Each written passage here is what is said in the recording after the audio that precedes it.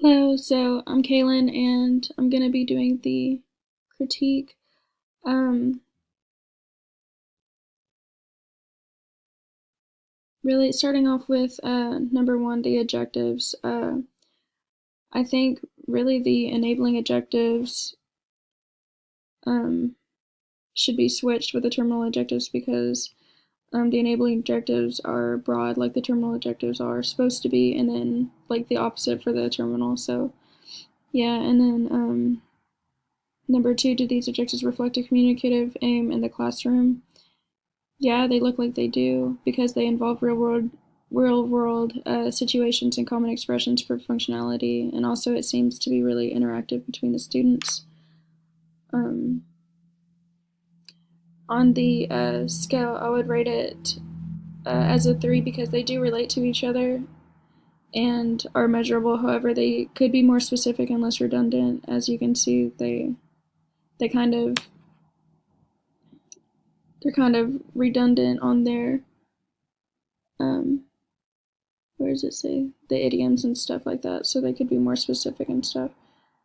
um, Onto the procedure, I'll go ahead and go down to for the scope and sequence numbers down here. So number one, do the activities in the lesson clearly support or lead to the revised objectives? So yes, with the activities incorporating the idioms and having them create a story with the phrases and sentences they create using the idioms, it will allow the students to understand how to correctly use the idioms in real life situations.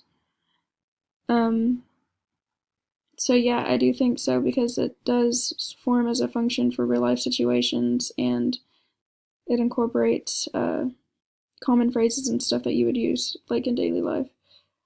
Um, while also they're communicating while doing the activity. Um, Number two, naturally follow one another. I think that they do.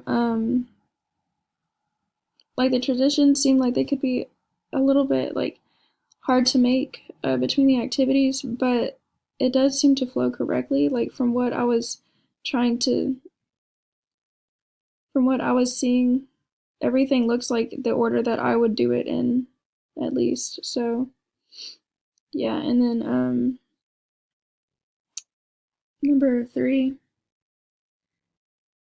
does this lesson follow a PPP or a ESA or a combination of both? I think that it follows from both because they study the idiom handout, they practice and engage with the production of their own sentences, and then they activate their usage through the presentation. So they use like all of them from the different ones. It's not just from one or the other. Um, Number four, how would you change the lesson plan to make the scope and sequence more effective? I don't see a need to change the lesson plan. Like I said, like it kind of looks like they have it in the same order that I would probably do this activity in. Um, yeah, like I said, the teacher introduces new words or phrases, goes over the activity with examples, then has the students practice and then do the activity. I think that's a good thing. She even closes it off and then introduces the next activity. So I think that that's really good. I don't see a reason to change it.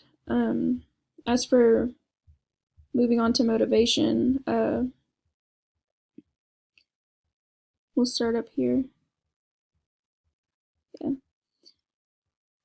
So for the introduction, the students going through the repairing process in order to make sure that they learned efficiently the past lesson is really useful. I think that's good.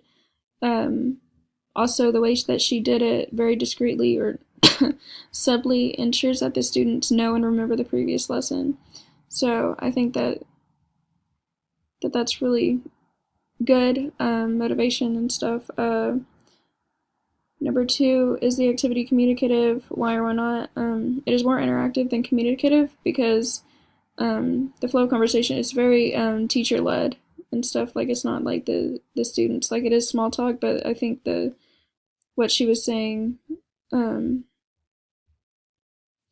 she's using like difficult words and phrases, so it seems like she's going around and talking to them and stuff. So it's not like communicative per se. And then it's a good thing that she like, explain the lesson for the day and stuff, and then gives them the handout so that they can look at it. I like that she gives them some quiet time to look at the handout onto the body.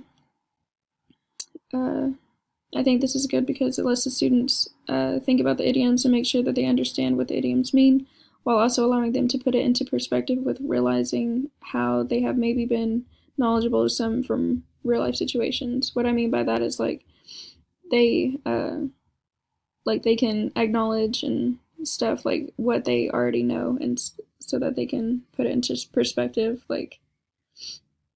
Yeah, and then number two, it's not communicative either, I don't think, because it doesn't involve um, communication between the students, or usage of functionality. It's just kind of like review or learning it.